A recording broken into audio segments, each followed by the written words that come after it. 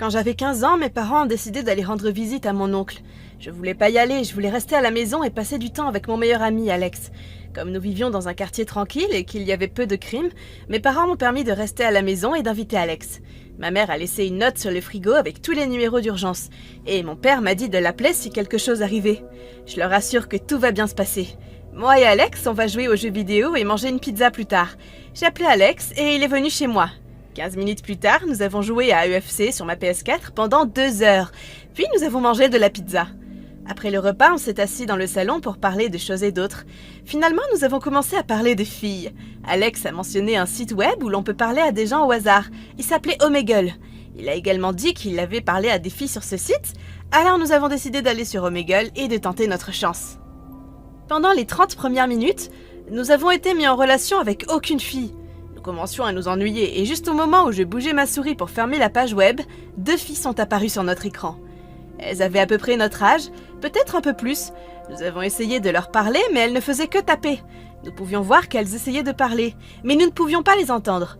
Nous leur avons dit d'allumer leur microphone, mais les filles ont répondu qu'elles n'en avaient pas. Nous avons continué à leur parler quand même. Nous avons dit que nous étions seuls à la maison, et apparemment elles l'étaient aussi. Elles ont dit qu'elles vivaient dans la même ville que nous et dans le même quartier. Mais nous n'avions jamais vu ces filles auparavant. J'ai pensé que c'était étrange parce que notre ville était assez petite. Après 15 minutes de plus, elles nous ont dit que nous étions super mignons et que nous devions sortir ensemble un jour. Nous étions stupéfaits. D'habitude, les filles ne veulent pas sortir avec nous. Alors Alex leur a donné un nom d'utilisateur Snapchat. Dès qu'il a tapé le nom de son utilisateur, les filles se sont déconnectées. Nous étions vraiment déçus. Nous n'avons même pas eu leur nom. Alors nous avons éteint mon ordinateur portable et sommes retournés à la PS4 pour jouer à des jeux vidéo. Un peu plus tard, nous étions toujours en train de jouer à des jeux vidéo quand Alex a sorti son téléphone. Il venait de recevoir un snap de quelqu'un appelé AnakZoxo99. Il l'a ouvert et c'était une photo des 2 filles que nous avions rencontrées sur Omegle un peu plus tôt. Elles marchaient dans la rue et la légende disait « On peut venir chez toi et traîner ?» Alex m'a immédiatement regardé. Il ne m'a rien demandé. Je savais déjà ce qu'il voulait et j'ai déjà dit non. Il n'était pas vraiment content mais il comprenait en même temps. Je leur ai envoyé un texto pour leur dire qu'elles ne pouvaient pas venir et que nous devrions passer du temps ensemble, mais une autre fois. Quelques minutes plus tard, les filles ont répondu « On peut se retrouver au parc alors ?» Alex m'a donc demandé si je voulais aller au parc avec elle. C'était seulement à 10 minutes de marche de chez moi, mais j'ai quand même dit non. À ce moment-là, Alex était un peu frustré, et il a dit qu'il s'y rendrait avec ou sans moi. Il avait peut-être raison, je devrais peut-être y aller. Est-ce que je vais vraiment laisser passer une opportunité comme celle-là ? J'ai regardé ma montre, et il était 22h30. Mais ce n'était pas si tard et l'ami de mon père vivait juste à côté du parc, donc j'ai dit que j'irais avec lui. Mais si quelque chose semblait étrange, nous retournerions immédiatement chez moi. Alex a accepté. Il a envoyé aux filles un snap disant que nous étions en route pour le parc. Elles ont répondu qu'elles nous attendraient à l'aire de jeu pour enfants. Nous sommes sortis de chez moi et avons commencé à marcher vers le parc. Pendant tout le trajet, je pensais... Et si jamais quelque chose se passe mal ? Nous ne connaissons même pas ces filles. Et si quelqu'un d'autre était au parc avec elles ? Mais je voulais rien dire, parce qu'Alex aurait sûrement dit que j'étais paranoïaque. Alors, j'ai gardé mes pensées pour moi. Après 10 minutes de marche, nous sommes arrivés au parc. L'aire de jeu pour enfants était un peu plus loin dans le parc, alors j'ai demandé à Alex de leur demander de venir à l'entrée principale du parc, car c'est là que nous nous trouvions. Mais Alex a juste dit « Mec, viens !» et leur a envoyé un SMS pour leur dire que nous étions au parc. Après environ 1 minute que nous sommes arrivés à l'aire de jeu, il n'y avait toujours personne. J'ai demandé à Alex si elles avaient répondu à notre dernière photo, et il a dit non. Elles avaient simplement ouvert la photo. Nous avons attendu quelques minutes, mais toujours aucun signe des filles. Nous étions tout seuls dans ce parc. J'ai dit à Alex qu'elle se moquait probablement de nous, et qu'on devrait rentrer chez nous. Mais Alex voulait rester quelques minutes de plus. 1 minute a passé, et c'est alors que nous avons entendu quelqu'un marcher derrière nous. Nous nous sommes retournés, et il y avait un type habillé en noir, debout derrière un arbre, qui nous regardait. Il avait un sourire effrayant sur le visage. J'ai dit à Alex que nous devrions rentrer à la maison, que ce n'était vraiment pas une bonne idée. Alex était d'accord avec moi, et nous avons commencé à marcher vers la maison. Pendant tout ce temps, je regardais par-dessus mon épaule pour essayer de voir si l'homme nous suivait. Et il le faisait. J'ai dit à Alex, et il s'est mis à courir. Juste au moment où nous sommes arrivés à l'entrée du parc, le type a attrapé ma main et s'est mis à crier comme un fou. Je criais et donnais des coups de pied pour essayer de lui faire lâcher ma main. J'appelais Alex pour qu'il m'aide, mais il s'est enfui. Le type a commencé à me tirer vers l'arrière du parc. Je criais aussi fort que je pouvais, et c'est alors que j'ai vu des lumières bleues et rouges. Le type a dû les voir aussi, car il a immédiatement lâché ma main et a commencé à s'enfuir plus loin dans le parc. J'ai commencé à courir en direction de ma maison quand un policier m'a arrêté. Je lui ai tout expliqué et il a immédiatement appelé mes parents. L'agent de police m'a emmené au poste de police pour attendre que mes parents viennent me chercher. Mes parents sont arrivés au bout d'1 heure environ, et le policier leur a raconté ce qu'il s'était passé. Et moi aussi. Mon père a demandé s'ils avaient attrapé le type, et ils ont répondu qu'ils le cherchaient toujours. Lorsque nous sommes rentrés à la maison, mes parents étaient heureux que rien de grave ne soit arrivé, mais ils étaient aussi furieux contre moi, pour avoir été aussi irresponsable. Je n'aurais jamais dû quitter la maison pour rencontrer des filles avec lesquelles je ne parlais en ligne que depuis 2 minutes. Ils m'ont dit d'aller me coucher et que tout irait bien. Le lendemain, Alex est venu chez nous, il était avec son père et il s'est excusé d'avoir fugué hier soir. Il a également dit que lorsqu'il était rentré chez lui, il avait ouvert son Snapchat, mais il n'y avait plus aucun signe de AnnaXoxo99. C'est comme si elle n'avait jamais existé. Pour situer le contexte, je suis un adolescent, et cela s'est produit quand j'avais environ 17 ans. À l'époque, je voyais toutes ces vidéos sur YouTube sur les histoires d'horreur et les farces d'Omegle. Je ne suis pas particulièrement courageux, mais quand je m'ennuie, je prends souvent des mesures radicales pour trouver quelque chose à faire. Après avoir réfléchi un moment, j'ai trouvé le courage d'aller sur Omegle. Je voulais être drôle, alors je n'ai répondu à rien ni à personne. Je suis alors tombée sur ce type qui n'arrêtait pas de me dire de parler. Sinon, mais comme je suis un adolescent, je voulais le mettre en colère. J'ai donc demandé ce qu'il ferait dans le chat. Tout ce qu'il a dit, c'est « Tu devrais parler davantage ». Et il est parti. Je suis assez fière de moi d'avoir été un crétin, mais légèrement perturbée. Alors je l'ai éteint pour travailler sur mes devoirs à rendre le lendemain. Après quelques minutes de travail, j'ai entendu mes chiens aboyer. Et ils ne s'arrêtaient pas, même quand je leur demandais de le faire. Je me suis dit que quelqu'un avait peut-être fait un bruit fort, ou même peut-être que quelqu'un avait un sifflet à chien. Après avoir calmé mes chiens et être retournée à mes devoirs, j'ai entendu le même bruit. Cette fois, quelqu'un avait frappé à ma porte arrière. Ma porte arrière était fermée par une barrière d'1 mètre et d'un verrou. Le seul moyen pour quelqu'un d'entrer est d'avoir une clé ou de la sauter. Après avoir regardé dehors pendant environ 10 minutes, j'ai appelé mon père et je lui ai tout raconté. Il m'a dit que lorsqu'il rentrerait à la maison, il jetterait un coup d'œil. Je l'ai accepté parce qu'il est médecin et qu'il a beaucoup de travail à faire. 1 demi-heure passe. Mes chiens sont dehors et c'est alors que j'entends un bruit sourd devant ma porte. J'ai regardé autour de moi et il y avait une pierre avec une note collée dessus. Après cela, j'ai entendu mes chiens aboyer dans notre allée. Le mot disait « Je sais où tu vis ». Je n'ai jamais eu aussi peur de ma vie. Je me sens juste chanceuse d'avoir 3 chiens dans ma maison à tout moment. Je ne suis pas du genre à montrer mes émotions ou avoir peur facilement, mais ça m'a fait vraiment peur. Je tremble et je suis sur le point d'appeler la police. Est-ce que c'est juste une coïncidence? Ou est-ce que c'est le même gars d'Omegle qui a vraiment trouvé où je vis? Quand mes amis et moi avions 15 ans, nous allions souvent sur Omegle. Je suis sûre que la plupart d'entre vous savent déjà ce qu'est Omegle. Mais si ce n'est pas le cas, c'est un site de chat qui vous met en relation avec une personne au hasard pour une conversation en tête-à-tête. Vous pouvez vous déconnecter et commencer une nouvelle conversation avec quelqu'un d'autre à tout moment. À l'époque, le site était encore en plein essor et accueillait environ 150 000 personnes en ligne à tout moment. Nous aimions nous amuser avec les gens et nous inventions complètement qui nous étions. Nous étions jeunes et avions un mauvais sens de l'humour. Un jour, nous avions décidé d'aller sur Omegle et de dire des choses très bizarres ce jour-là. Nous avions décidé de dire à des étrangers que nous avions des enfants enfermés dans notre sous-sol. Pour une raison quelconque, c'était de l'or comique dans nos esprits de 15 ans, et nous pensions que les réactions seraient hilarantes. Nous l'avons peut-être dit à 1 ou 2 inconnus, et ils se sont immédiatement déconnectés. Mais ensuite, nous nous sommes connectés à un étranger qui, lui, était soit réellement inquiet, soit désirait de jouer le jeu de messages effrayants. Nous avons raconté à cet inconnu notre blague du jour. L'inconnu nous a demandé pourquoi nous étions si méprisables et qu'il allait appeler les flics. Nous avions ri et nous nous sommes déconnectés. Nous nous sommes connectés au prochain inconnu et le premier message qui s'est affiché était presque incroyable. Comment vont les enfants dans ton sous-sol? Nous avons été choqués et nous nous sommes déconnectés immédiatement.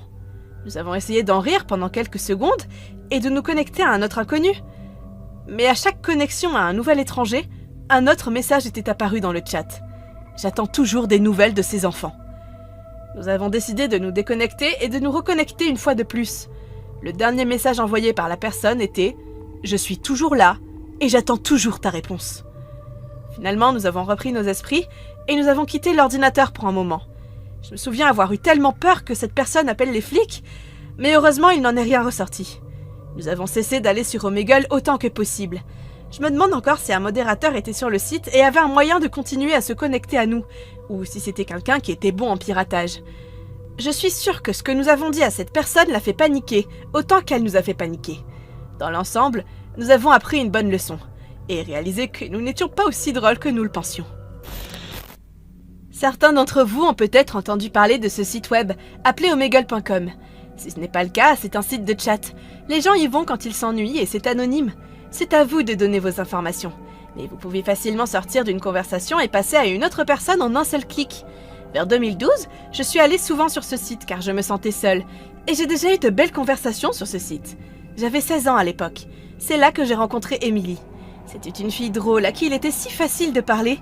Et tout de suite, j'ai eu l'impression que nous étions amis depuis toujours. Alors je lui ai donné mon Skype et toutes mes coordonnées pour que nous puissions nous reparler.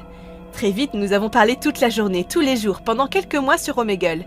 Elle m'a dit qu'elle venait du pays de Galles, ce que j'ai trouvé très cool. Je n'avais jamais rencontré quelqu'un du pays de Galles, pensais-je. C'était la meilleure amie que j'avais jamais eue. On parlait de tout ce qu'il se passait dans nos vies. Elle me racontait des histoires folles sur les choses qu'elle avait faites avec ses amis, et nous parlions de trucs de filles, et je me réveillais avec des photoshops de nous et des chats et un mauvais jeu de mots écrit dessus. On s'envoyait des textos tout le temps, mais je voulais l'appeler ou lui faire une vidéo, mais elle m'a dit qu'elle s'était disputée avec son beau-père récemment et qu'il avait jeté son ordinateur portable contre le mur, et que du coup la caméra s'était cassée. Bon, eh bien, j'ai pensé qu'elle pourrait envoyer un message sur Skype, et que j'allumerais ma vidéo et mon micro pour qu'au moins elle puisse me voir. Pourquoi pas? Quand on l'a fait, elle n'arrêtait pas de me dire combien elle était jalouse de moi, et me disait d'arrêter d'être aussi belle. Et ça me flattait. Je la trouvais magnifique sur ses photos. Et c'était idiot de sa part d'être jalouse de moi. Emily était du genre collante. Elle voulait tout le temps mon attention, et se mettait en colère si je m'endormais ou si je ne répondais pas assez vite. Elle a commencé à faire des choses étranges sur son corps, comme dire qu'elle pensait avoir un vagin moche, et qu'elle s'en inquiétait. Et elle l'appelait une fente pour les pièces de monnaie. C'était vraiment bizarre. Elle m'a demandé de la regarder et de lui dire s'il était bizarre, ce à quoi je lui ai simplement répondu « Non, je suis sûre qu'il est bien, t'inquiète pas ». Elle a dit « Je parie que le tien a des étincelles et de la magie ». Je pouvais sentir qu'elle essayait de prendre une photo de moi. Je ne l'ai pas fait, et j'ai changé de sujet. Emily parlait du gars qui travaille au supermarché et du fait qu'elle avait un gros béguin pour lui, et qu'elle était trop maladroite pour lui dire quoi que ce soit. Je l'ai encouragée à lui parler, et finalement elle a eu le courage de l'inviter à sortir. La nuit où elle m'a raconté ça, je me souviens qu'elle m'a posé cette question à l'improviste. Si j'étais un mec, quel nom crois-tu que j'aurais? Et soudain, j'ai eu mon cœur qui s'est serré très fort en lisant ça, car j'ai réalisé que je n'avais jamais entendu sa voix ou vu sa photo dans une vidéo. Elle pourrait très bien être un homme, depuis tout ce temps. Le pourrait-elle, cependant? Non, elle essayait sûrement juste de me faire peur. Elle essayait d'obtenir des réactions tout le temps, et ces photos correspondent à tout ce dont elle parle. Je n'ai pas à m'inquiéter, n'est-ce pas? J'ai décidé de participer. John? Oh, j'espérais que tu dirais Jacob. C'est bizarre. Mais une fois de plus, j'ai pensé qu'elle était juste bizarre. Et nous avons continué à parler d'autre chose. Je lui ai dit qu'elle m'avait presque fait peur. Elle a ri et s'est excusée. Un soir, j'arrive et nous parlons comme d'habitude. Elle m'a demandé dans quel état je vivais. Je lui ai dit parce que je pensais qu'elle voulait peut-être voir à quoi cela ressemblait par rapport à l'endroit où elle vit sur Google, ou quelque chose comme ça. Ensuite, elle a dit « Tu n'es qu'à 800 km de chez moi ?»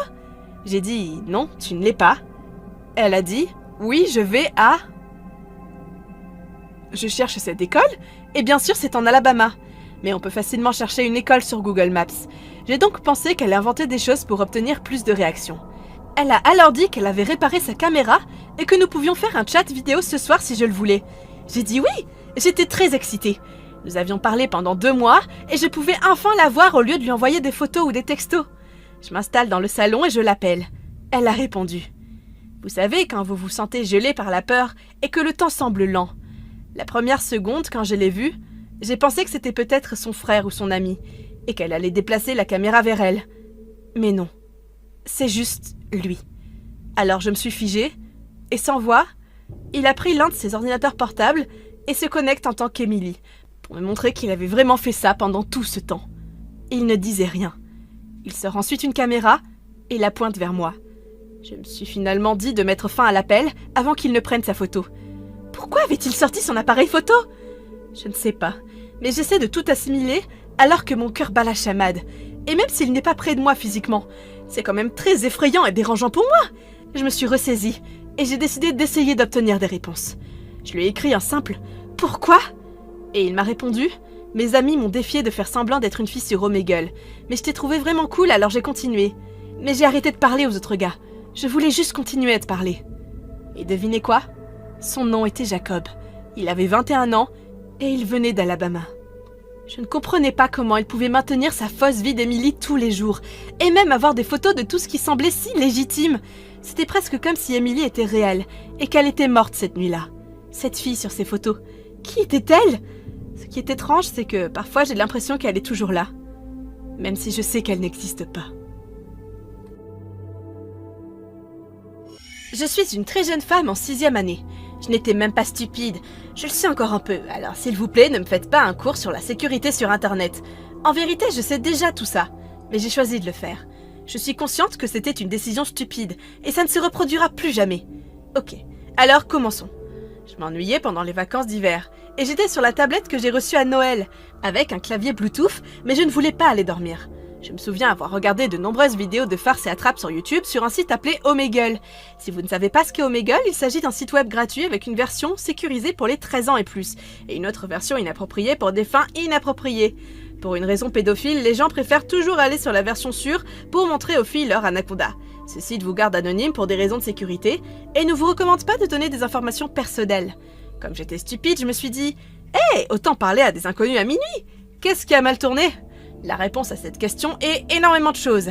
Je l'ai appris à mes dépens. C'est la 2e fois de suite. J'ai utilisé Omegle le 2 janvier, tard dans la nuit ou tôt le matin.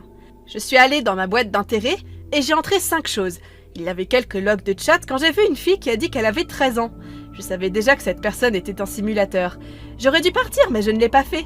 En gros, cette fille me demandait des informations personnelles. J'ai tout simulé, sauf mon âge, honteusement. Elle a dit « Cool, j'ai 13 ans, j'ai seulement 1 an de plus que toi ».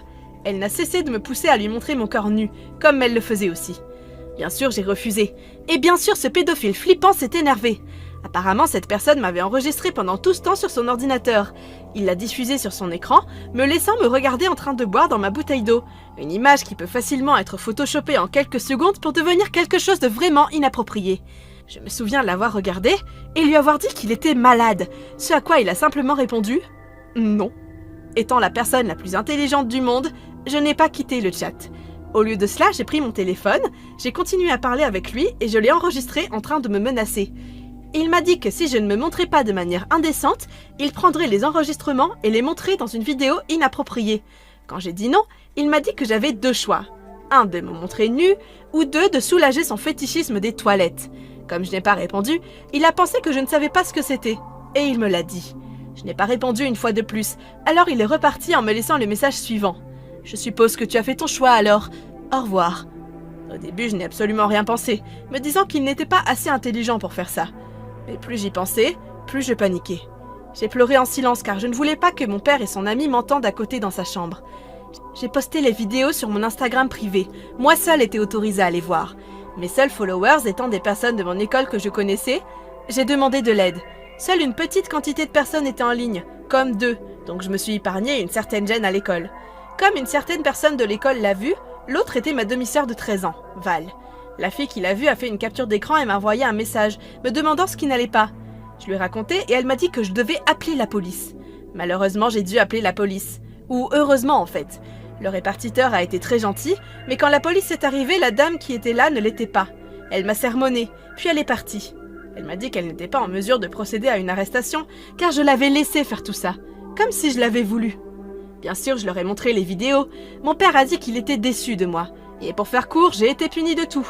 Je viens à peine d'avoir ma tablette à Pâques. Après 83 jours, mon téléphone et mon iPod cassé sont toujours confisqués. Je déteste Omegle. Il y a 1 an ou 2, j'étais un de ces types qui allait sur Omegle pour chercher du sexe. Alors ouais, j'étais un peu pervers. J'avais l'habitude de chatter puis de parler sur des emails et des coups de pied, ce qui se terminait normalement par un sexting ou quelque chose comme ça. Je m'assurais qu'elles avaient toujours moins de 16 ans, puisque j'en avais 15 à l'époque. 16 ans était légal là où je suis, et j'ai évité d'attirer des ennuis aux autres. Un jour, j'ai trouvé quelqu'un sur Kik, et nous avons commencé à nous fréquenter. Excusez le jeu de mots. Nous avons beaucoup bavardé. J'ai découvert qu'elle était de l'endroit où j'habitais, et j'étais ravie à ce moment-là. Mais c'est là qu'elle m'a dit qu'elle avait 22 ans à peu près. Maintenant, je pense que j'ai peut-être été le plus grand idiot possible, et j'ai dit que j'avais 16 ans. Nous avons parlé de nous rencontrer pendant un certain temps, et un jour elle a parlé de sexe. Alors je n'envoyais jamais rien d'autre que des photos torse nu, ce qui pour être honnête n'était pas du tout impressionnant pour des raisons évidentes. Cette fois j'ai décidé d'envoyer des photos plus privées. J'ai reçu des photos en retour, et elles semblaient plutôt authentiques, alors nous avons continué. Nous avons discuté davantage, et un jour elle a lâché une bombe. Elle a dit qu'elle était en fait dans une relation, mais qu'ils envisageaient un plan à 3. En tant qu'adolescente excitée, j'ai pris ce que je pouvais et j'ai dit oui. C'est à ce moment-là qu'elle a apparemment montré et partagé les emails avec son petit ami. J'ai eu beaucoup de discussions sur ce qui allait se passer et tout ça, et j'étais assez excitée pour être honnête. À ce moment-là, les deux m'ont demandé si j'avais déjà pensé ou fait des choses bisexuelles. J'étais un peu effrayée, mais j'ai simplement répondu non aux deux et leur ai dit que j'étais hétéro. Au début, ils m'ont dit d'accord, mais ils sont revenus à la charge en me demandant si j'étais sûre. À ce stade, j'ai pensé que je me sentirais pas du tout en sécurité et mal à l'aise de les rencontrer, ou même de discuter avec eux. Et c'est ce que je leur ai dit. C'est maintenant que ça devient effrayant. On m'a dit d'arrêter, et j'ai été inondée de courriers contenant de nombreux abus sexuels et normaux. J'ai ignoré tous les emails, j'ai eu peur, mais je ne pensais pas trop à ça. Un jour, j'ai reçu des SMS et des appels masqués contenant le même type d'abus que ceux qui m'avaient effrayée. Je ne leur ai jamais donné mon numéro, et je n'avais jamais parlé à personne de ce qu'il se passait, donc c'était eux. Mais comment? J'ai reçu des SMS disant qu'ils allaient envoyer ma photo à mes parents, la poster à tous mes amis, et qu'ils ne le feraient pas seulement si je faisais ce qu'ils me demandaient. J'étais pétrifiée, j'allais appeler la police, mais je pensais que je pourrais avoir beaucoup d'ennuis pour cela. J'ai demandé ce qu'ils voulaient, puis j'ai découvert qu'il s'agissait bien d'un seul homme pendant tout ce temps. Il a dit que si je ne faisais pas l'amour avec lui, alors il ferait ce dont il m'a menacée. À ce moment-là, j'ai dit que j'étais mineure, et que je le ferais arrêter pour pornographie infantile. Il ne m'a pas cru. J'ai aussi mentionné que c'était du chantage. Il a alors menacé de me faire du mal, et j'ai répondu « Tu ne sais pas où j'habite ». Il m'a alors indiqué une route sur laquelle je vivais. J'ai affirmé qu'il se trompait, mais il ne s'est pas laissé convaincre. J'ai tout ignoré pendant un bon mois. J'ai volontairement pris de longs trajets pour rentrer de l'école, et je ne suis jamais sortie tout seul. J'ai tout verrouillé chez moi quand j'étais seule. J'ai supprimé mes emails, découpé ma carte SIM, et fait en sorte de ne plus jamais avoir les cheveux longs pour qu'ils ne me reconnaissent pas. J'ai vécu dans la peur pendant environ 6 mois avant de m'en remettre. Je ne l'ai dit qu'à une poignée d'amis proches par sécurité. Cela montre simplement que l'on ne peut faire confiance à personne en ligne, et qu'il n'est pas sage d'y être pour la raison pour laquelle j'y étais, surtout quand on est mineur. Personne ne comprend vraiment à quel point les médias sociaux peuvent être dangereux. C'est vraiment un monde si différent où chacun peut être ce qu'il veut. J'avais 16 ans à l'époque où cette histoire s'est produite. J'étais toujours sur MySpace, vous savez, les trucs typiques des adolescents. Je recevais quelques messages ici et là, mais il y avait ce garçon qui m'envoyait constamment des messages. Je lui répondais parfois le typique « bonjour » ou « quoi de neuf », ce genre de choses. Je n'en pensais rien. Un jour, moi et mon amie, appelons-la Anna, nous nous promenions dans la ville. Comme d'habitude, nous nous sommes arrêtés dans le complexe immobilier près de chez moi, juste pour faire une pause. Nous étions assises sur les escaliers quand un type est arrivé derrière nous et a dit à Anna « Hé, t'as un briquet ?» Elle a répondu « non » et il est parti. Puis environ 15 minutes plus tard, il est revenu et s'est tenu derrière moi. J'ai commencé à voir dans ma vision périphérique un mouvement de main, alors je me suis retournée un peu plus, et j'ai vu sa main dans son pantalon bouger de haut en bas tout en me faisant face. Mon cœur s'est instantanément monté dans mon estomac. J'ai commencé à courir sur mon téléphone pour envoyer un texto à Anna, et je lui ai dit que je pensais qu'ils se touchaient. On se sentait toutes les deux bloquées. Il s'est ensuite assis à côté d'Anna, et il était si près qu'il touchait son bras.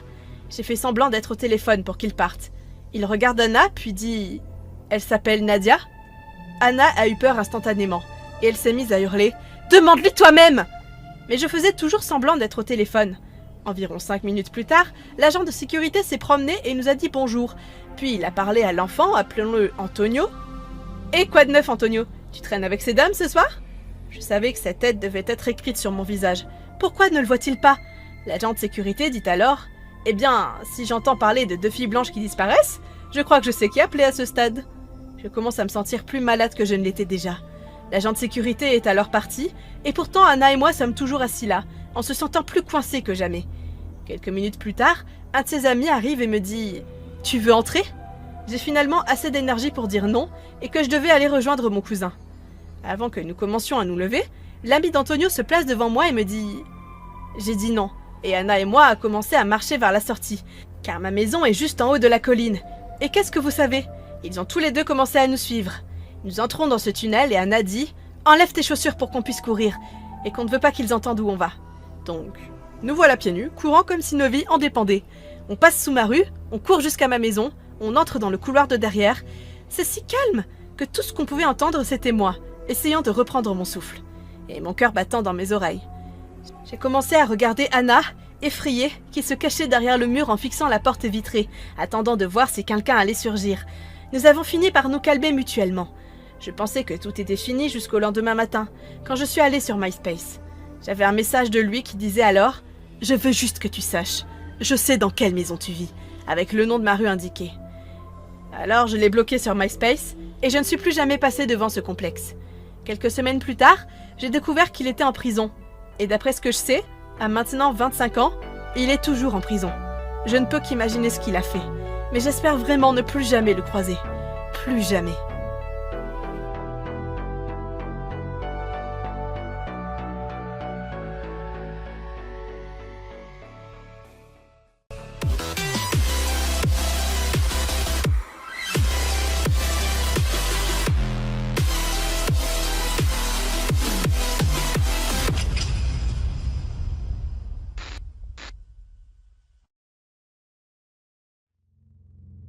C'était une nuit d'été ennuyeuse. Je venais de terminer mon année scolaire et j'avais beaucoup de temps libre. Je passais mes journées à faire du skateboard avec mes amis au parc. Le skate était ma passion à l'époque, et je passais pratiquement tout mon temps libre à le faire. Mais certains soirs, cependant, je m'ennuyais et je restais à la maison. Je n'ai jamais été un grand joueur, alors regarder mes séries préférées était mon passe-temps favori. Mais avouons-le, même votre série préférée, les activités deviennent ennuyeuses au bout de plusieurs jours. Mais une nuit en particulier, je repensais à une conversation avec un ami. Mon ami avait l'habitude d'aller sur le site Omegle et d'essayer de faire des farces aux gens. Il faisait souvent semblant d'être une fille en mettant du maquillage très bien fait par sa sœur. Les garçons de l'autre côté de l'écran étaient parfois excités et le complimentaient. Après avoir joué avec eux un peu, il révélait son vrai genre et montrait sa voix grave et virile. Ces histoires que mon ami a racontées étaient tellement hilarantes que j'ai décidé d'essayer Omegle moi-même. Au début, j'avais vraiment envie de rencontrer des gens en ligne et de voir où cela mènerait. Je sais que ça peut paraître cliché et trop romantique, mais j'étais un homme seul à cette époque. Je n'avais jamais eu de relation sérieuse auparavant. Je voulais tomber amoureux de quelqu'un. Je voulais m'attacher à quelqu'un. Malheureusement, Omegle m'a déçu assez rapidement. Chaque fois que j'essayais de faire la conversation avec quelqu'un, il me zappait. Parfois, je ne pouvais même pas dire un mot. J'en suis venue à la conclusion que peut-être il ne cherchait que des filles sur cette page. Après tout, tous les autres mecs avaient leurs pantalons baissés et montraient leurs parties intimes à la caméra. J'étais choquée et dégoûtée au début. Mais après avoir vu quelque chose 10 fois, on commence à s'y habituer. Mais à ce moment-là, il était 23h. J'ai décidé de laisser tomber les dernières personnes et de m'arrêter là. Mais alors que j'étais sur le point de le faire, j'ai rencontré quelque chose que je ne m'attendais vraiment pas à voir sur mon écran. La première chose que j'ai remarquée, c'était une grande table sur laquelle étaient étalées des armes à feu. Et derrière elle se trouvait un homme à l'allure étrange. Mon rythme cardiaque a commencé à s'accélérer. J'ai compté environ 6 armes à feu sur la table. Que se passait-il?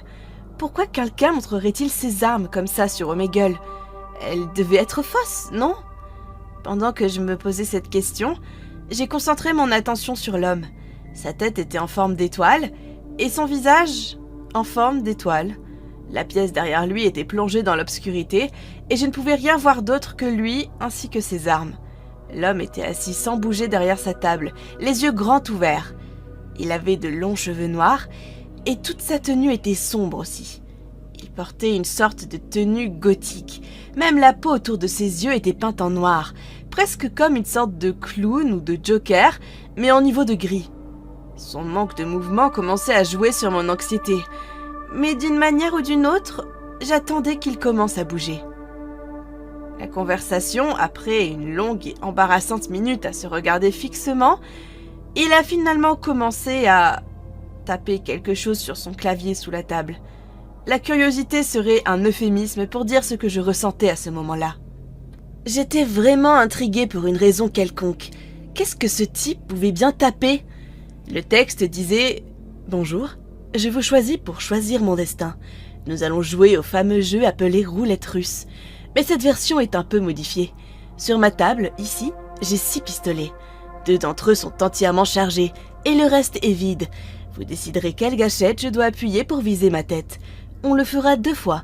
Et si je survis, J'ai ri aux éclats en lisant ce message. Je suis pas un expert, mais les armes étaient clairement fausses. Il essayait vraiment très fort de me faire croire à cette farce. En repensant aux histoires d'un de mes amis sur Omegle, il a également mentionné des gens faisant des trucs comme ça. Donc, à ce stade, j'ai immédiatement su que c'était une farce. Et de mon point de vue, les armes ne semblaient pas assez brillantes pour ressembler à de vraies armes. J'ai regardé les armes et j'ai décidé de choisir celle de gauche. Je lui ai envoyé un message et il a choisi cette arme. J'étais encore plus excitée et intriguée et j'ai décidé d'aller plus loin. J'étais curieux de voir jusqu'où ce gars irait dans sa performance. Il a ensuite montré le pistolet à la caméra et a clairement montré tous les détails qu'un vrai pistolet aurait.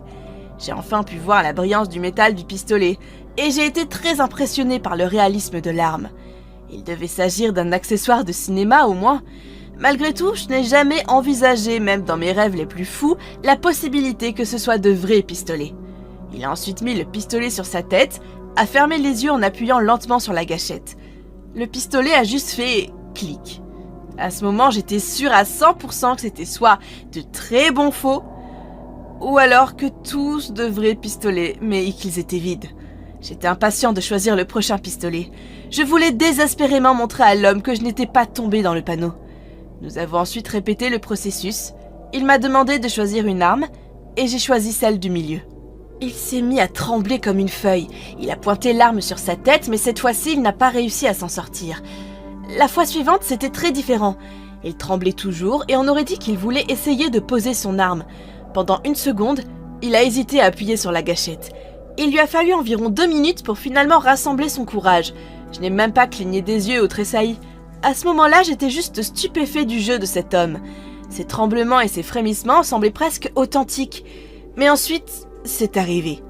Il a appuyé sur la gâchette et j'ai pu voir sa tête se détacher et beaucoup de sang gicler dans la pièce. Quelques gouttes ont éclaboussé la caméra. Heureusement, cela a brouillé l'horrible vision de ce qui restait de sa tête inférieure. Mais même à travers le sang, je pouvais voir ses muscles commencer à se contracter et avoir des spasmes. Après quelques secondes de plus, ils ont définitivement cessé de bouger. J'ai immédiatement détourné les yeux. Je me disais qu'il était impossible que ce soit réel, mais je commençais à croire qu'il ne faisait pas semblant. Le sang avait l'air trop vrai, et il était impossible que cet homme ait fait semblant de se faire exploser la tête. J'ai fermé les yeux et je les ai ouverts plusieurs fois pour voir si le corps était toujours là. Ma crise d'angoisse était à son comble.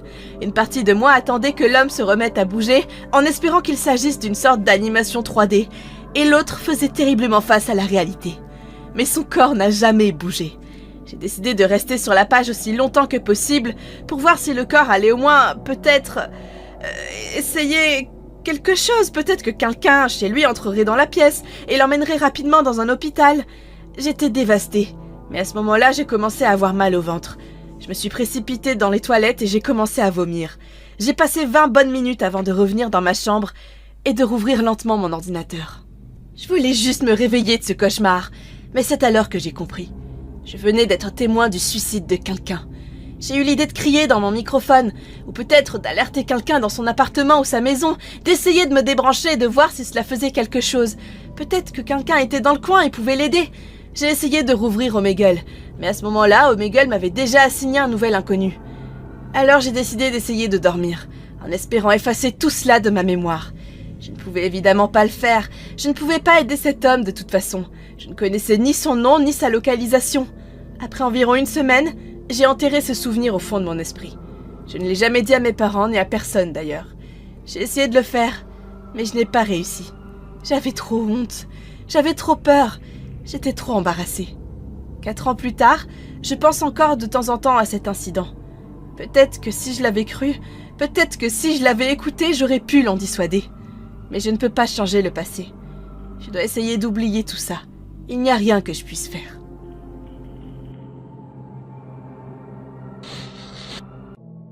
Les gens me demandent souvent pourquoi je suis paranoïaque quand je vais sur Internet, surtout à notre époque. Ce que je vais vous raconter devrait répondre parfaitement à cette question. Cette histoire s'est déroulée il y a environ 3 ans. C'était un vendredi soir, et alors que je devais normalement être avec des amis, je me suis retrouvée à la maison. C'était une période étrange de l'année. Mes amis semblaient être soit occupés, soit malades. Tout n'était pas si terrible cependant. Je sais que je ne suis pas la seule à l'avoir fait. De temps en temps, j'apprécie avoir du temps pour moi. J'ai naturellement sauté sur mon ordinateur et commencé à surfer sur le web. Ce n'était pas très productif, mais cela m'a beaucoup aidé à me détendre. Cependant, après 1 heure ou 2, mon ennui a commencé à atteindre son paroxysme. Je ne savais plus quoi faire, ni sur quel site aller. Mais je me suis souvenu d'un site sur lequel mes amis et moi avions déjà l'habitude d'aller il y a quelques temps. Omegle existait depuis un bon moment déjà, mais je n'y étais pas allée depuis un bon bout de temps. Je trouvais le concept un peu idiot à mon âge. Mais avec tout ça, l'ennui a vraiment commencé à me gagner. Je me suis dit, au diable. J'ai ouvert Omegle et à mon grand étonnement, rien n'avait changé. C'était comme d'habitude. Je rencontrais des gens au hasard, par texto ou vidéo. Cela n'avait vraiment pas la même excitation qu'il y a quelques années, mais je suis pas vraiment sûre de savoir pourquoi. La première personne sur laquelle je suis tombée avait un sourire presque contagieux. Ses dents étaient entièrement visibles, et honnêtement ça m'a pris au dépourvu. Au début, inutile de dire qu'il semblait vraiment heureux de quelque chose, et ça m'a intriguée. Pour une raison quelconque, non seulement j'essayais de ne pas ruiner la très bonne humeur de cet homme, mais j'ai trouvé vraiment intéressant de voir un sourire comme celui-là. « Quoi de neuf, mec ?» j'ai dit poliment en essayant de faire comme lui. Il y a eu une légère pause dans l'interaction, puis l'homme souriant a dit d'une voix froide et séduisante « Eh bien, bonjour étranger. Normalement j'aurais demandé comment vous allez, mais... Vous semblez passer une excellente journée ?» ai-je répondu en plaisantant. L'homme a gloussé et a continué. « La vie est trop courte pour être malheureux. On ne sait jamais quand les choses peuvent prendre un tournant. Cela vaut-il la peine de regarder en arrière et de se souvenir seulement de vous en train de froncer les sourcils ?» Ça a pris une tournure vraiment profonde, mais je suppose que le gars avait raison. Il n'y a aucun intérêt à bouder constamment. Maintenant, voulez-vous rencontrer un ami ? L'homme souriant a alors fait apparaître une personne portant un masque. La personne semblait grande et maigre, et le masque était blanc. La seule chose que je pouvais voir sur la personne masquée était une partie de ses yeux, mais ce n'était même pas la partie effrayante. La personne dont le masque semblait terriblement molle, essentiellement l'opposé de l'homme souriant. « Maintenant, il n'y a pas à avoir peur, » a dit l'homme souriant, reconnaissant le choc sur mon visage. « C'est une sorte de blague de mauvais goût ?» ai-je demandé. « Allons, ce n'est pas comme ça qu'on traite quelqu'un qu'on vient de rencontrer, » a répondu l'homme. Je suis resté silencieux. Une partie de moi voulait croire que c'était une sorte de farce, mais quand le sourire de l'homme est passé de bonheur à un rictus de malade, j'ai su que quelque chose de sinistre se passait. Ma peur s'est transformée en irritation, alors que l'homme continuait à sourire et à tenir cette personne molle sur l'écran. J'ai fait plusieurs captures d'écran et j'ai dit à l'homme d'arrêter sa blague, ou bien je le dénoncerai à la police. Mais l'homme a continué à sourire. Juste au moment où ma main allait vers le bouton d'échappement, l'homme m'a arrêté. Pas si vite. « Tu vas vraiment essayer de t'en sortir par la parole ?» j'ai demandé à l'homme avec colère. L'homme a continué avec son sourire de fou. Et il a plaqué un morceau de papier devant l'écran. C'était flou au début. Mais j'ai essuyé mon écran et laissé la webcam se recentrer. J'étais en état de choc. Mon visage a pâli pendant que je lisais le journal. Une fois de plus, c'était mon adresse. Un frisson a parcouru ma colonne vertébrale. Mon adrénaline était à son comble. Je n'avais aucune idée de ce que je devais faire ensuite. Dois-je continuer à le faire patienter ? Je me suis précipitée dans les escaliers et j'ai vérifié que mes portes d'entrée et de sortie étaient bien fermées. Certains de mes volets étaient ouverts, mais il n'y avait pas d'autres fenêtres. J'ai pris un couteau dans la cuisine et j'ai couru jusqu'à la salle de bain la plus proche. J'ai jeté la chaise que j'avais contre la porte de la salle de bain et j'ai essayé de la bloquer. J'ai attrapé mon téléphone et j'ai appelé la police. La police était occupée à d'autres choses, car il était tard et c'était vendredi soir, mais ils allaient essayer d'envoyer une unité chez moi dès que possible en raison de la nature de l'urgence. Mais alors que l'opérateur était au téléphone avec moi, j'ai entendu mon portail arrière s'ouvrir. Ce portail n'était jamais utilisé. Il restait toujours verrouillé. J'ai demandé à l'opératrice si les flics étaient déjà arrivés chez moi.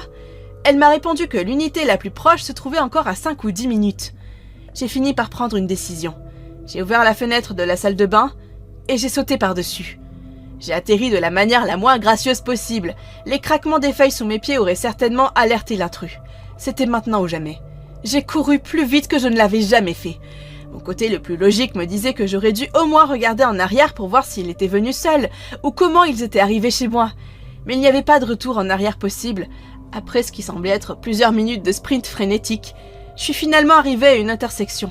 Il n'y avait évidemment pas de voiture ou de personne à cette heure-ci, mais au moins j'étais devant un feu de signalisation avec des caméras et des lampadaires. J'ai expliqué aux flics tout ce qui s'est passé quand je suis arrivée.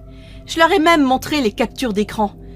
Ils ont réussi à identifier l'homme comme quelqu'un qui venait de sortir de prison pour un petit vandalisme. Ils ne l'ont jamais soupçonné de faire quelque chose comme ça. Je leur ai posé des questions sur la personne masquée et sur son état de santé. Ils m'ont expliqué, mais en essayant de garder un ton neutre. La dimension de l'homme masqué semblait bizarre. Ils ne savaient toujours pas si la personne était inconsciente ou morte sur la vidéo. L'homme souriant a enregistré mon adresse IP pendant tout ce temps. Il a réussi à retracer des paquets de vidéos jusqu'à ma maison. La police essayait toujours de comprendre si c'était l'homme lui-même ou quelqu'un d'autre qui était venu chez moi. Notre échange a alors été interrompu par l'un des enquêteurs qui nous a remis un morceau de papier dans un sac de preuves. L'officier avait l'air tout aussi perplexe que moi. J'ai demandé « Qu'est-ce que c'est ?» La police a d'abord hésité à me le montrer. « Écoutez, c'est ma maison. Ok, vous devez me montrer ce que vous regardez tout de suite. » J'ai répondu avec colère. L'homme m'a alors montré le morceau de papier et mon cœur s'est effondré. Sur le papier, on pouvait lire « C'était sympa de te rencontrer » avec un smiley à la fin. Dans la vie, je suis toujours considérée comme quelqu'un de plutôt chanceux, mais l'histoire que je vais vous raconter a définitivement changé la donne. Je suis étudiant à l'université, et à l'époque c'était ma 2e année. Je me considère comme quelqu'un d'ordinaire, je fais juste ce que j'ai à faire et je mène une vie normale. J'avais des amis, de bonnes notes et quelques loisirs. J'étais vraiment quelqu'un de normal. Sachant tout cela sur moi, maintenant, je ne m'attendais vraiment pas à ce que les choses traumatisantes se produisent. Les gens ordinaires comme moi n'attirent généralement pas l'attention négative ou le drame. C'était le week-end qui poursuivait les examens. Et nous étions tous ravis. Notre semestre avait été long et difficile. Nous étions tous prêts à faire une pause. Mes amis et moi venions de féliciter nos amis de classe supérieure. Ils étaient diplômés cette année-là. Nous nous sommes détendus avec les aînés, nous avons fait nos adieux et nous sommes retournés dans ma chambre. À l'époque, ma chambre était équipée d'un grand écran et de haut-parleurs. Cela signifiait que mes amis et moi pouvions souvent regarder des vidéos ensemble en ligne, ou faire d'autres choses. Cette nuit-là, pendant que nous voulions essayer Omegle était un site bizarre. Il était soit composé de jeunes enfants, soit de vieux hommes montrant leur bazar devant la caméra. Mais parfois, on rencontrait aussi des gens sympas, où on s'amusait à troller les gens bizarres. Dans la pièce, il y avait moi, mon amie Sophia, Lucie et Emily. Nous avons lancé Omegle et commencé à faire défiler les gens. Au début, rien ne sortait de l'ordinaire. Il n'y avait qu'Emily et moi, défilant, tandis que Lucie et Sophia étaient en arrière-plan. Nous avons rencontré un mélange habituel de bizarres et de gens cool, mais cela ressemblait juste à une autre nuit avec les filles. À un moment donné, cependant, nous avons rencontré un homme assez âgé. Il n'était pas vraiment bien soigné et semblait être dans une pièce miteuse. Je veux dire qu'il avait près de 40 ans, mais rien de tout cela n'était vraiment anormal. C'était juste un autre vieil homme effrayant sur Internet. L'homme a examiné mon écran et a commencé à sourire bizarrement. C'est quoi ce sourire? Il a regardé un peu plus dans la pièce et a répondu « Oh, rien, j'étais juste un peu de temps en ligne. » À ce moment, nous étions tous sur la même longueur d'onde. Nous pensions tous à des choses bizarres et sarcastiques à lui dire pour le mettre mal à l'aise. Je veux dire, après tout, Omegle était fait pour troller les gens. « Jolis cheveux, Sophia !» remarqua sarcastiquement l'homme. Il semblait avoir une chevelure très inégale et était presque entièrement chauve sur sa tête. « Vous êtes une jeune femme amusante », a continué l'homme, « mais je suis plus concentrée sur ce qu'il y a derrière vous. » Nous avons regardé derrière nous, et Lucie était dans la rue. Lucie était une jeune femme très attirante, et des hommes qui la draguaient au hasard, c'était quelque chose. On était tous trop habitués à ce stade. Sans se laisser impressionner par le comportement de l'homme, on a répliqué par une autre réponse sarcastique. « Vous êtes intéressé par ce qu'il y a derrière nous? Vous voulez dire le bureau? Oh, c'est juste un bureau ordinaire. Il est venu avec un dortoir. Vous aimez les tables ou autre chose ?» Nous avons toutes commencé à rire aux commentaires d'Emily, mais l'homme a souri et a poursuivi sa pensée. « Vous êtes très drôle, mais je parle de la fille qui est tout au fond à droite. »« Désolé, pas intéressé, » répondit immédiatement Lucie. Mais l'homme continua. « Écoutez-moi, jeune femme. Vous voyez, vous n'avez jamais eu affaire à un vrai homme. Tu ne sais pas ce que c'est la vraie romance, mais je peux te le montrer. » Nous nous sommes toutes regardées d'un air absent, puis nous avons éclaté de rire. Nous avions déjà toutes eu de vieux hommes bizarres qui nous avaient dragués en ligne, mais ce type pensait vraiment qu'il avait une chance avec Lucie. Quand nous regardons en arrière à l'écran, l'homme avait l'air furieux. Son premier sourire en coin avait complètement disparu. Il a commencé à parler de lui donner une leçon et s'est assuré que nous comprenions qu'il était sérieux. À ce moment-là, nous avons fini de nous moquer de cet homme. Nous sommes passés à la personne suivante, en pensant à quel point il était mauvais perdant. Nous avions déjà rencontré des gens bizarres, mais ce type ne pouvait vraiment pas supporter le rejet d'une fille en ligne. Le lendemain, j'ai reçu un appel d'Emily. Apparemment, il y avait eu une fête de taille assez décente pour commémorer la fin de l'année. Elle a eu lieu la nuit avant le jour du déménagement, comme d'habitude, et elle semblait avoir beaucoup de succès sur les médias sociaux. Mais celle-ci était un peu différente normalement. Les étudiants trouvent une sorte de maison ou de dortoir pour accueillir ces fêtes, mais les dernières fêtes qui avaient fait ça avaient été arrêtées par la police assez rapidement. Alors quand les flics se sont montrés, la fête a été annulée. En bas, afin d'empêcher ça, ils allaient faire une fête dans les bois, dans un camping proche. Très probablement aussi sommaire que cela puisse paraître, ce n'était en fait pas anormal dans notre université. Mon université est proche d'un ensemble de campings assez célèbre. C'était un peu proche des bois et il était en fait courant pour des gens d'emmener quelques lumières et un haut-parleur sur des sentiers de randonnée à l'écart de la ville pour organiser des fêtes. C'était un excellent moyen d'éviter le bruit, les plaintes de la police, et compte tenu du fait que la fête se répandait sur les médias sociaux comme une traînée de poudre, nous savions qu'il y aurait déjà beaucoup d'autres personnes là-bas. Donc vraiment rien à craindre. Sachant que cela avait déjà été fait auparavant, Lucie, Sophia, Emily et moi nous sommes rapidement préparés pour la fête. Nous n'arrêtions pas de nous moquer de l'homme de tout à l'heure, nous nous moquions tout le temps des gens en ligne. Mais sa réaction était tout bonnement impayable. Nous avons conduit jusqu'à la forêt et nous nous sommes dirigés vers le sentier. Il était tard dans la nuit, mais il y avait beaucoup de monde. Nous sommes finalement arrêtés au camping et il y avait déjà un feu. Dans l'un des stands, il y avait beaucoup de monde et la musique était déjà à fond. Nous sommes tous entrés et avons commencé à parler aux gens. Lucie s'est séparée en premier et a rencontré un homme. Il était grand et portait un pull gris. Le gars était plutôt mignon et j'ai fait confiance à l'instinct de Lucie pour être en sécurité. Après tout, nous étions entourés de beaucoup de gens. Il n'y avait pas grand-chose que le type puisse faire. Je me suis retrouvée à parler avec un mec mignon qui s'appelait Joey et qui avait l'air plutôt cool. Nous avons fini par échanger nos numéros sur les réseaux sociaux. Tard, j'ai commencé à rassembler tout le monde pour que nous puissions rentrer à notre appartement. Je ne voulais pas y arriver le lendemain matin ou quoi que ce soit d'autre. J'ai réussi à joindre Sophie, puis Emily un peu de temps après. Mais Lucie était introuvable. J'ai demandé à Joey s'il l'avait vue, mais il n'avait aucune idée de l'endroit où elle se trouvait. Plusieurs minutes se sont écoulées pendant lesquelles nous avons cherché dans la fête, et nous ne l'avons toujours pas trouvée. Nous avons essayé de lui envoyer des textos et de l'appeler à plusieurs reprises, mais son téléphone se mettait systématiquement sur répondeur. Lucie décrochait toujours, surtout quand c'était nous. Nous avons cherché encore plus loin, et il n'y avait toujours aucun signe d'elle. Les choses commençaient à devenir vraiment effrayantes. Il était très tard, et les gens commençaient à quitter la fête. Mais malgré le nombre réduit de personnes, nous n'arrivions toujours pas à joindre Lucie. J'ai essayé de rester calme, mais Sophie et Emily commençaient vraiment à paniquer. Nous voulions supposer qu'elle était partie chez un mec, mais cela n'expliquait toujours pas qu'elle ne décrochait pas son téléphone. J'ai même essayé de contacter ses autres amis pour voir si elle était revenue sur le campus, mais d'après ce qu'ils m'ont dit, ça ne semblait pas être le cas. Sophie, Emily et moi sommes retournés à contre-cœur à notre voiture. Nous voulions voir si elle nous y attendait. Mais à notre grande horreur, elle n'y était pas non plus. Nous avions honnêtement l'impression d'être à court d'options. En fin de journée, Lucie avait mystérieusement disparu et avait été aperçue pour la dernière fois dans les bois. J'étais le plus sobre. J'ai donc déposé Sophie et Emily à l'université et j'ai conduit jusqu'au poste de police. J'ai fait un rapport à la police et pendant ce temps, Emily a continué à chercher Lucie dans l'université. Comme je racontais de plus en plus ce qu'il s'était passé à la police, ils ont commencé à réaliser que ça pouvait être sérieux.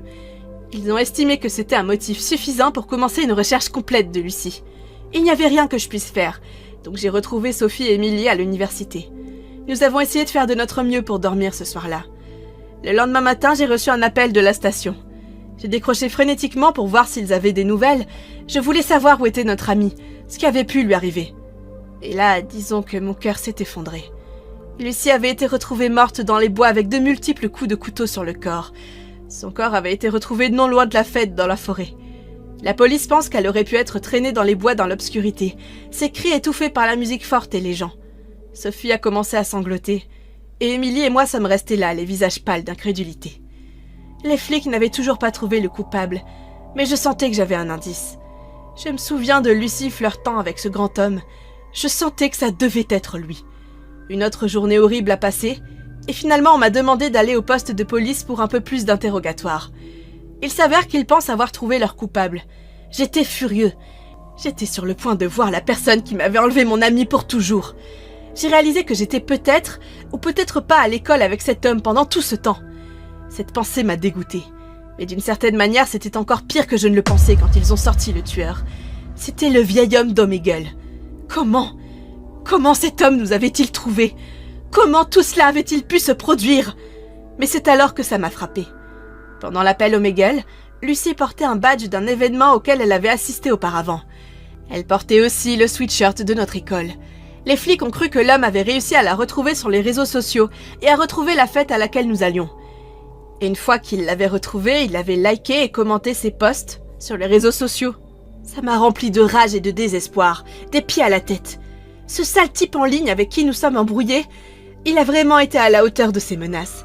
Je n'ai même pas pu dire au revoir à Lucy. Je ne pouvais pas y croire. S'il y a quelque chose que je veux que vous retiriez de tout ça, c'est de faire attention à qui vous rencontrez et de qui vous vous moquez en ligne.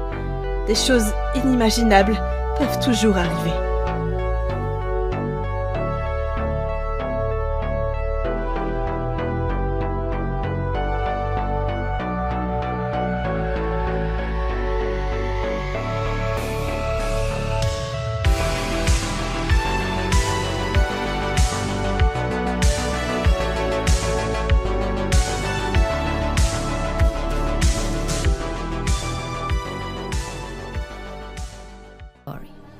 Today, we'll give you a glimpse of the activities our human by day, vampire by night protagonist Cohen can take on while exploring the open world. We start at night in our vampiric form, I love her voice. heading toward a vantage point to get a better sense of our surroundings. Reaching a vantage point reveals nearby opportunities and helps us plan our next steps. There's a sword? Just gorgeous. Oh, nice. Few brave these woods. Folks say they're chock full of monsters. Village of Malagir. Codrin's family's land. There's only one house in that village. Malagir Monastery. Its best days are long behind it. I don't think I'll find anything else here. Let's open them up and check nearby points of interest. Wait, what? Wait. Some are tied to Brent. Wait. Oh, that's the sick-ass menu. What do you guys think? I kind of really like that. No.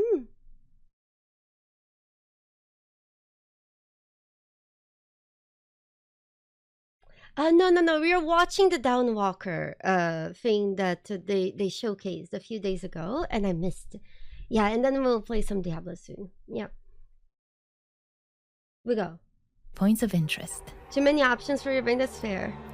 Some are tied to Brent's officers. More on them shortly.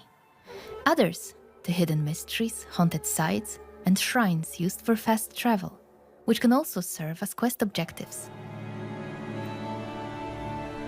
Let's mark one and head there. Yeah. I just wonder one thing though. Do you guys think there is anything else in the map? Like for example, you see those forests? Can we go there? Can we explore there? Is there like interesting stuff? Let's mark one and head there.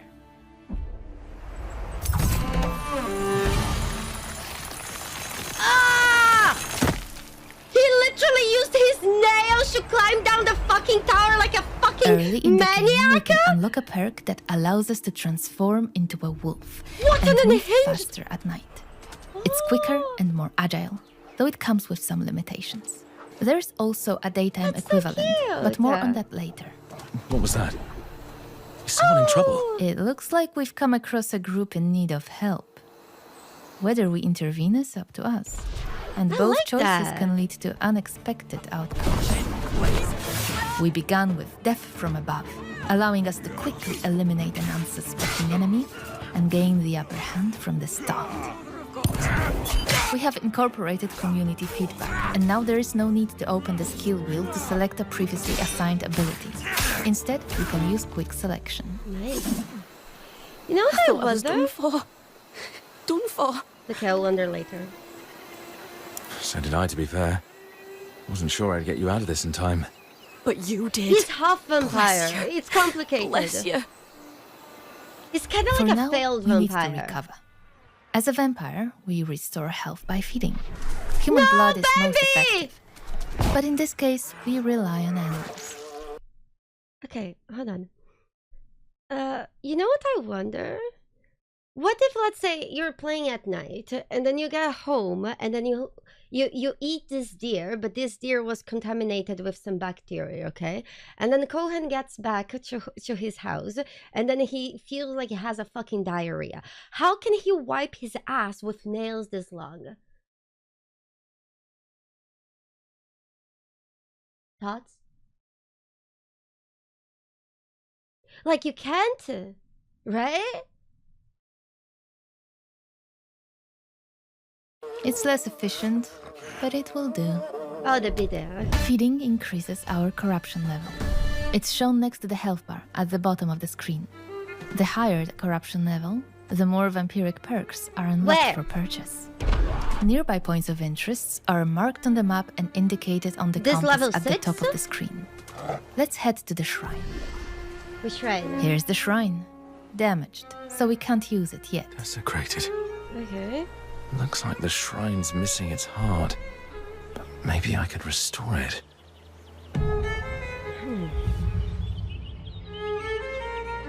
Footsteps? The tracks, they're fresh.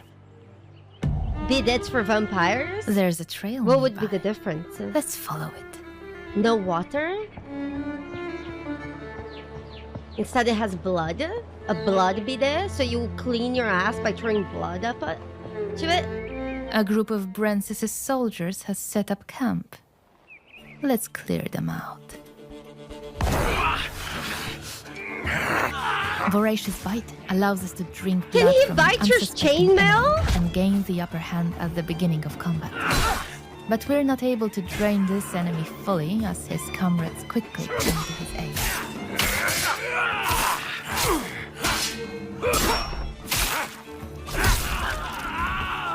We use Piercing What a waste Shriek of to blood. briefly stun the weaker opponent, giving us an opportunity to take on his commander.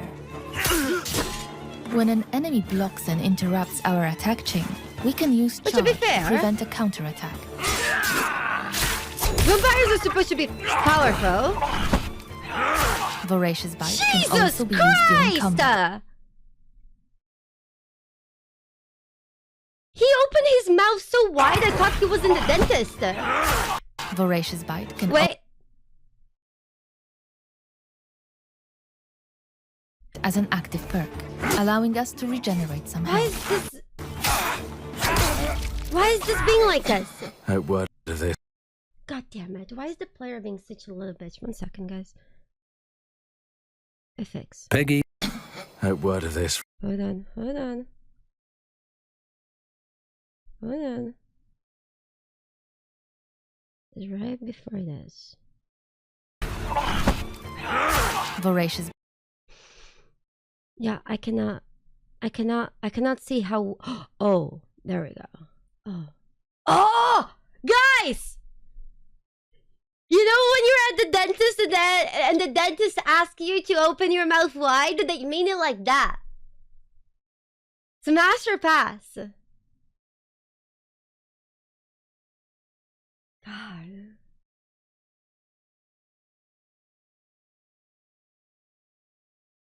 Yeah. Yeah. Probably not a good blowjob giver either, right? Like, look at those sharpie teeth. Oh god, it's so fucking sharp. Oh god, it's so... Does he have like more teeth behind his mouth? Or is that so like, ew. Yeah. Oh god. Voracious Bite can also be Anyways. used during combat as an active perk, allowing us to regenerate some health.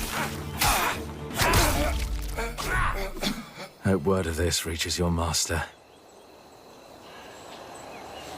Can fit a lot of With the camp marshmallow. destroyed, our infamy increases.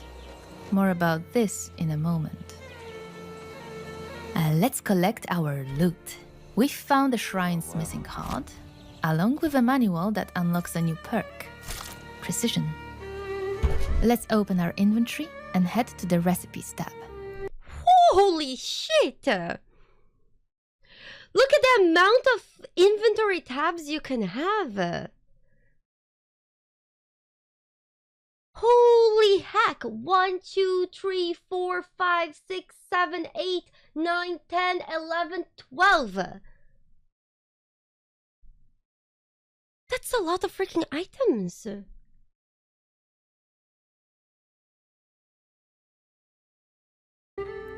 As I mentioned, the manual unlocks a new perk called Precision.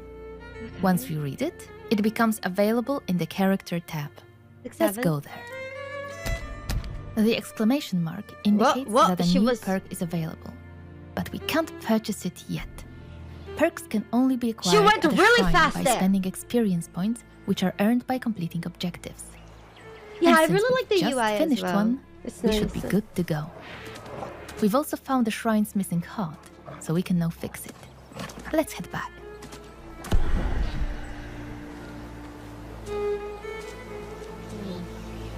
There is no mini map, but there is a compass on the top. What do you guys You're think about welcome. that?